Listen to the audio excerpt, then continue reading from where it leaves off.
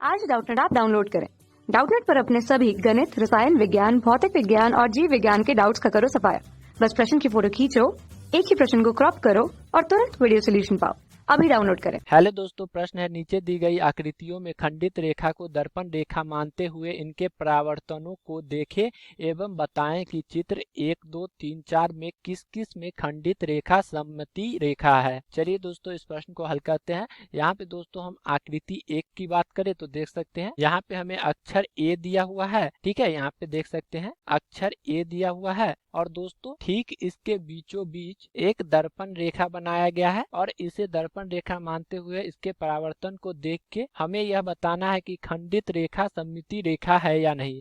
तो यहाँ पे दोस्तों यदि यह रेखा इस अक्षर को दो बराबर भागों में विभाजित करे जिसके दोनों ओर के प्रत्येक बिंदु की दूरी इस रेखा से समान हो तो हम कहते हैं कि यह खंडित रेखा सममिति रेखा है। ठीक है, तो यहाँ पे देख सकते हैं दोस्तों, इसे यदि हम दो भाग में विभाजित करें तो हमारे पास बाईं ओर का भाग आ जाएगा कुछ इस प्रकार का और दोस्तों दाईं ओर का भाग हमारे पास आ जाएगा कुछ इस प्रकार का।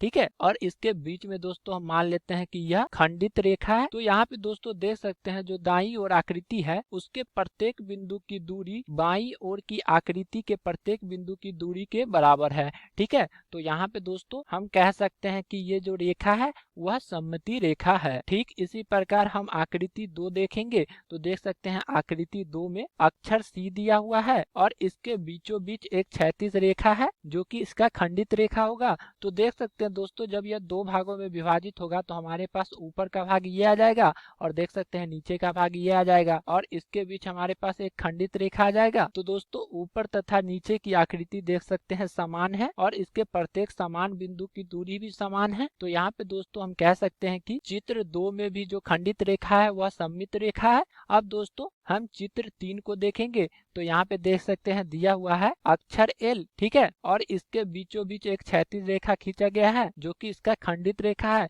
तो देख सकते हैं दोस्तों जब हम इसे दो भागों में विभाजित करेंगे तो हमारे पास ऊपर की आकृति आ जाएगी कुछ इस प्रकार की और नीचे की आकृति हमारे पास आ जाएगी देख सकते हैं कुछ इस प्रकार की। ठीक है, और ये हमारे पास खंडित रेखा आ जाएगी। तो देख सकते हैं दोस्तों यदि हम इस बिंदु के लिए देखें तो खंडित रेखा से इस बिंदु के बीच की दूरी हम एस मान ले तो देख सकते हैं इतनी ही दूरी पे इस आकृति के लिए भी हमें बिंदु मिलनी चाहिए, जबकि यहाँ पे देख सकते हैं इस आकृति का कोई बिंदु यहाँ पे है ही नहीं। तो दोस्तों हम कह सकते हैं कि इसका जो खंडित रेखा है वह सममिति रेखा नहीं है। ठीक है, यहाँ पे चित्र 1 तथा 2 में हमें खंडित रेखा सममिति रेखा के रूप में मिला है जबकि चित्र 3 में खंडित रेखा सममिति रेखा नहीं है।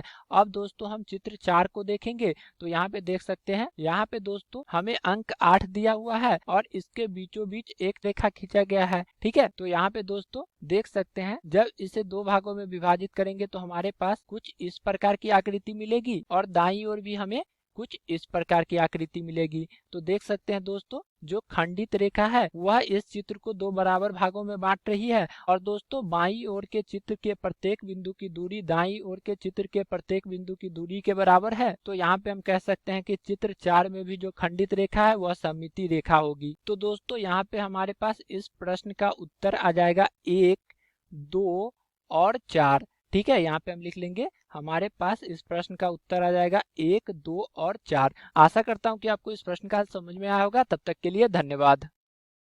कक्षा 6 से 12वीं से लेकर नीट, IIT, JEE वो एडवांस के लेवल तक 1 करोड़ से ज्यादा छात्रों का भरोसा। आज ही डाउनलोड करें डाउटनेट ऐप या व्हाट्सएप करें अपने सारे डाउट्स 8400 400 400 पर।